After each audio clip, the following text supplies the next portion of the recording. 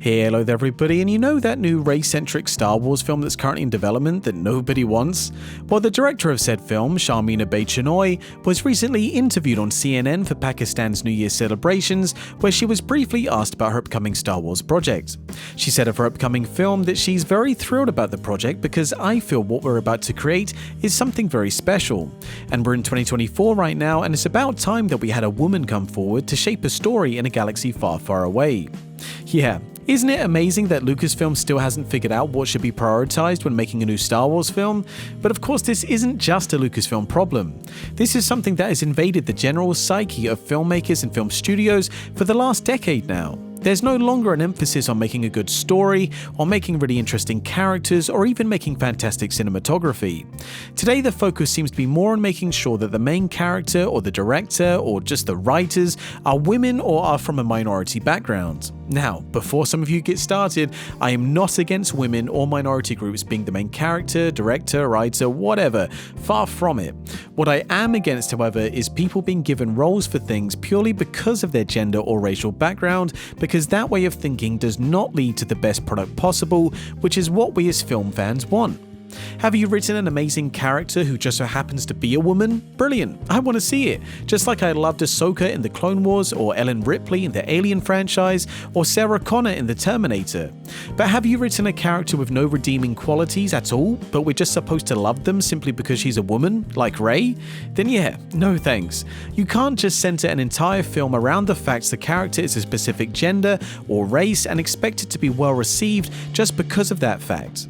And if that's your idea of bringing women to the forefront, then you just have no idea how to do it right. Like I say, awesome female characters have existed for decades. They're not some yet-to-be-discovered diamond in the rough that you're a genius for discovering. They exist in characters like Ripley and Sarah Connor, who carry their respective films by being all-around badasses with fantastic character development. I mean, look at Sarah Connor, who goes from being a scared waitress running for her life to a badass Terminator killer who teaches her son how to make pipe bombs over the course of 2 films. These characters were never written to be women as some kind of weird statement. They were written as women because they just so happen to be women, and that's it. The story of their films also don't give a crap about their gender, and this is expertly shown in the Alien sequel, Aliens, in which Vasquez is asked by Bill Paxton's character if she's ever been mistaken for a man, to which she hilariously replies, "No, have you?" That's literally all you need. You don't need a whole trilogy of films to say, hey look, I've got this awesome female character and she's just as good as any male character. No, if you really want to go that route, then one small funny scene that fits the story is all you need, but don't forget that it needs to fit the story. Otherwise it will just come across as unnecessary pandering, like the forced all-women superhero scene in Avengers Endgame, which funnily enough has a perfect parallel with a similar scene in Infinity War, which is done far more subtly, and it actually works because it makes so much more sense for the characters that are involved in that scene. The line of thinking that Star Wars has never had strong female roles is also something that has never made any sense to me. Star Wars has always had fantastic female characters in important positions, like Mon Mothma, who co-founds and leads the Rebel Alliance, Princess Leia, who is a highly respected political figure. She has no fear in going toe-to-toe with Tarkin and Darth Vader, and she eventually becomes a general and even a Jedi in both Legends and the current canon. Then there's Padme, who is a literal queen turned highly respected senator of the Republic, and she also has no fear in fighting in war zones.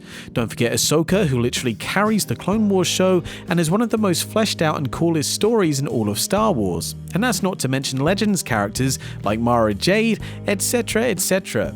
For all of the franchises to critique for a lack of representation, Star Wars is not it. It really makes you wonder if these directors even watch the franchises they get hired for. But that's just me. What do you guys think? Let me know in the comments. Don't forget to like and subscribe. And thanks for watching this thing that I'm doing, and I hope to see you in the next video. Have a good one.